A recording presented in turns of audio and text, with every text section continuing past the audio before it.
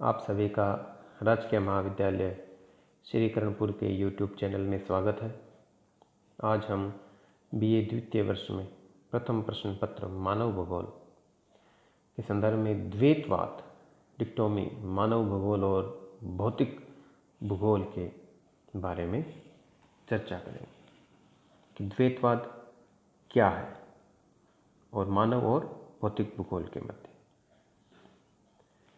द्वैतवाद की नींव यूनानी विद्वानों द्वारा डाली गई थी, लेकिन इसका वास्तविक विकास 17वीं शताब्दी में वारेनियस की पुस्तक सामान्य भूगोल में भौतिक भूगोल और मानव भूगोल के मध्य अंतर स्पष्ट करने के परिणाम स्वरूप हुआ। यानी भूगोल क्या है, भौतिक भूगोल नहीं है। भूगोल क्या है, मानव भूगोल नहीं है। लेकिन भूगोल क्या है, भूगोल मानव और वातावरण के मध्य अंतर संबंधों का अध्ययन है। तो विद्वानों ने बताया कि भौतिक भूगोल अलग भूगोल है, मानव भूगोल अलग भूगोल है। लेकिन बहुत से भूगोलवेताओं का विषय अलग रहा, उनकी शाखा अलग रही। जैसे किसी की शाखा मानव भूगोल की रही, किसी की शाखा भौतिक भूगोल की रही।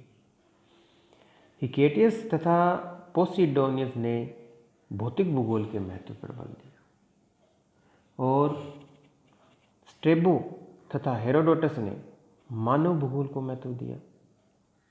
पोसिडोनिया को प्रथम भौतिक भूगोलवेता माना जाता है।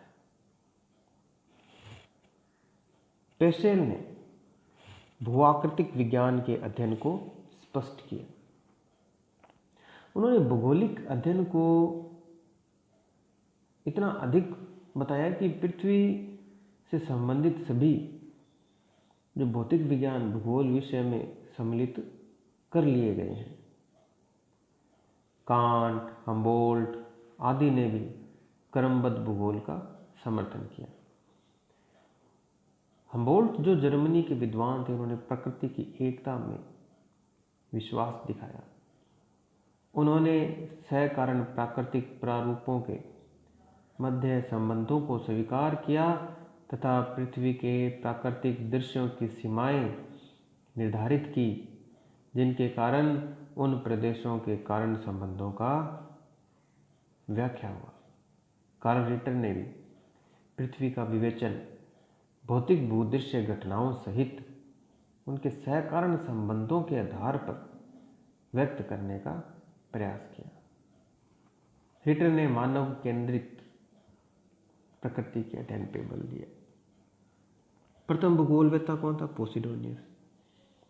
और उन्होंने भौतिक भूगोल का व्यवस्थित क्रम में विकास प्राचीन काल में जो प्रारंभ हुआ, मध्यकाल में विकसित होता हुआ, आधुनिक काल में स्पष्ट कर उभर कर सामने आया।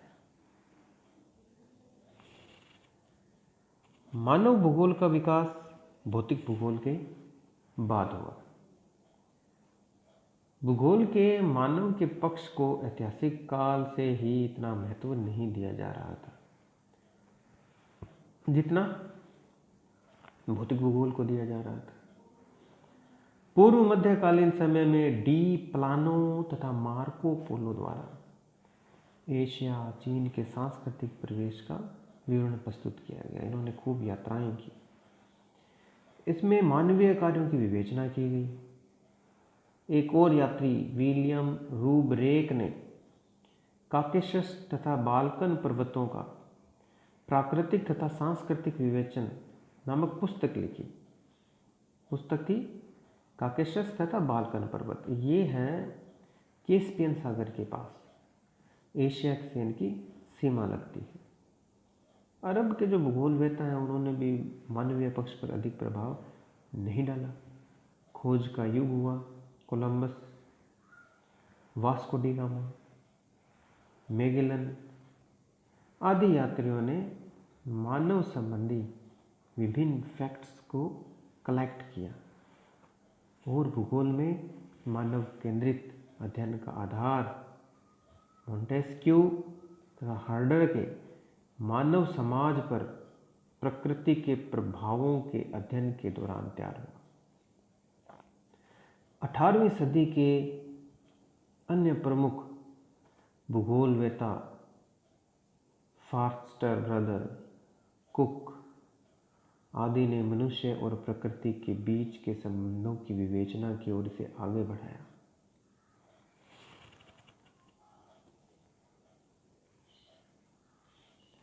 हम्बोल्ट ने अपने ग्रंथ कोसमोस में प्रकृति की एकता के बारे में कहा कि nature considered rationally is a unity in diversity of phenomena.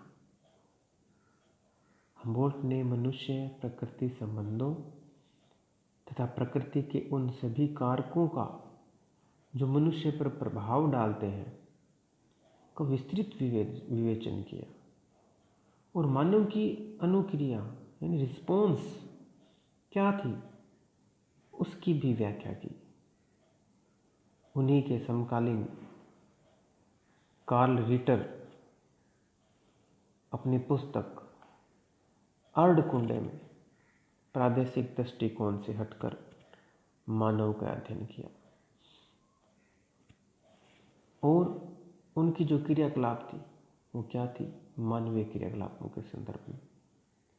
उन्होंने ये बताया कि हर एक महाद्वीप में अलग प्रकार के मनुष्य, अलग प्रकार के रंग वाले लोग रहते हैं। रेटजेल ने सर्वप्रथम प्रादेशिक दृष्टिकोण से हटकर क्रमबद्ध विधि से मानव का अध्ययन किया, इसलिए इन्हें मानव भूगोल का जन्मदाता भी कहा जाता है। रेटजेल की पुस्तक के दूसरे खंड में, जो कि वर्ष 1891 में प्रकाशित हुई, उसमें अधिवास, मकान, प्रवास, माइग्रेशन और सांस्कृतिक लक्षणों, कल्चरल इम्पैक्ट्स के प्रसार का विवरण किया। रेटजेल की ही शिष्य अमेरिका में एलन चर्चिल सैम्पल थी। उसने मानव भूगोल के विकास में योगदान दिया। मानव भूगोल के विकास में इसी पृष्ठभूमि पर फ्रांसीसी भूगोलवेताओं ने भी महत्वपूर्ण कार्य किए। रेटजेल ने 1897 में पुस्तक लिखी राजनीतिक भूगोल, जिसमें मनुष्य की साम्राज्यवाद, संघवाद, एकात्मक शासन, लोकतंत्र आदि विचारधाराओं, प्रणालियों पर और भविष्य में कौन से ऐसे क्षेत्र हैं जो कि सुरक्षित रहेंगे या सुरक्षित नहीं रहेंगे और किस प्रकार से भूगोल राजनीति को प्रभावित करती है। मानव भूगोल और भौतिक भूगोल के विकास को दृष्टिगत करने पर स्पष्ट हो जाता है कि भौतिक भूगोल को भूगोल की नींव के रूप में माना जाता है। एक पुस्तक थी spirit and purpose of geography, spirit and purpose, वुलरिज तथा ईस्ट की। भूगोल की नींव भौतिक भूगोल पर आधारित रही है। उन्होंने यह बात इस पुस्तक में लिखी और जिस पर मनुष्य की क्रियाओं का निर्माण होता है। तो यह था भौतिक भूगोल और मानव भूगोल के बीच में द्वैतवाद, जिसके अनुसार भूगोल शास्त्री भौतिक भूगोल तथा मानव भूगोल में विभाजन का प्रमुख आधार उनकी विधि तंत्र को मानते हैं। भूगोल में भौतिक परिघटनाएं का अध्ययन किया जाता है, भूआकृति विज्ञान का, जलवायु विज्ञान का, मौसम विज्ञान का, समुद्र विज्ञान का आदि। भौतिक भूगोल को मानव भूगोल से अलग मानने वाले विद्वानों का कहना है कि मनुष्य के सहयोग के बिना प्रकृति स्वयं कार्य करती है। इस आधार पर प्रकृति का सीमांकन अजैविक बायोटिक संसार तक ही कर दिया गया और उस आधार पर मानव सहित विभिन्न जीवों को अलग अलग कर प्राणी भूगोल का विषय क्षेत्र माना गया। और दूसरी ओर मानव भूगोल के अध्ययन में मानव के सभी व्यवसाय, जल, भूमि, मिट्टी, वायुमंडलीय तत्व, खनिज, उसके जीवन पर महत्व का अध्ययन करते हैं। यदि मानव भूगोल को भौतिक भूगोल की तरह परिभाषित कर दिया जाए तो भूगोल का महत्व आसानी से निर्धारित नहीं हो पाएगा, क्योंकि मानव भूगोल का विषय क्षेत्र मानव के क्रियाकलापों तक सीमित हो जाएगा।